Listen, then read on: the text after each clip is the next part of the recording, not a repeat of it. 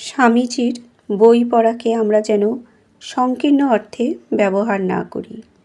রামকৃষ্ণ বিবেকানন্দ সাহিত্যর মধ্যে ব্যাপক ও গভীর অর্থে শ্রীরামকৃষ্ণ, স্বামী বিবেকানন্দ, শ্রীমা সারদা দেবীর জীবন ও বাণীকে এবং সেই সঙ্গে স্বামী ব্রহ্মানন্দ, স্বামী প্রেমানন্দ, স্বামী শারদানন্দ, স্বামী শিবানন্দ, স্বামী অভেদানন্দ, স্বামী রামকৃষ্ণানন্দ প্রমুখ স্বামীজির গুরুভাইদের জীবন ও বাণীকে ভগিনী নিবেদিতা, ভগিনী ক্রিস্টিন, স্বামী শুদ্ধানন্দ, স্বামী বিরজানন্দ, স্বামী কল্যাণানন্দ প্রমুখ স্বামীজির শিষ্যদের জীবনালেখ্যকেও অন্তর্ভুক্ত করতে হবে।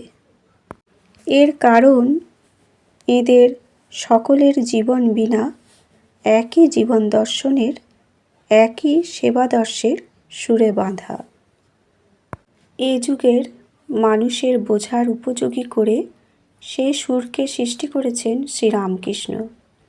শ্রীমা সারদা দেবী এবং স্বামী বিবেকানন্দকে শ্রীরামকৃষ্ণ তাঁর ভাব, তাঁর সামগ্রিক আদর্শ প্রচারের শ্রেষ্ঠ সহায়ক রূপে গড়েছিলেন।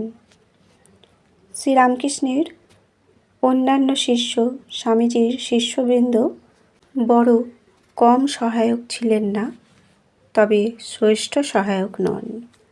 শ্রীরামকৃষ্ণ কথিত এ যুগের সেবাদর্শের স্বরূপ স্বামীজি তাঁর থেকে পেয়েছিলেন 1884 খ্রিস্টাব্দের কোনো এক শুভ দিনে। সেদিন ভাবসমাধি ভঙ্গে শ্রীরামকৃষ্ণ নরেন্দ্রনাথ প্রমুখ ভক্ত সমক্ষে অর্থবাহ্য দশায় বলেছিলেন, জীবে দয়া, জীবে দয়া, কীটাণু কীট তুই জীবকে দয়া করবি, দয়া করবার তুই কে, না না জীবে দয়া নয়, শিবজ্ঞানে জীবের সেবা।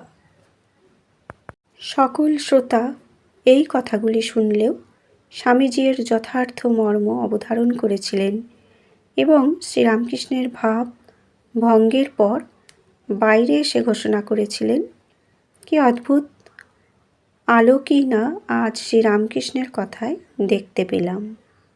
শ্রীরামকৃষ্ণ আজ ভাবাবেশে যা বললেন তা থেকে বোঝা গেল বনের বেদান্তকে ঘরে আনা যায়। শিবজ্ঞানে মানুষকে সেবা করতে করতে সেবক মানুষটিও শুদ্ধচিত্ত হয়ে নিজেকেও শিব বলে, অর্থাৎ চিদানন্দময় ঈশ্বরের অংশ বলে শ্রেষ্ঠ আধ্যাত্মিক অনুভূতি লাভ করতে পারে।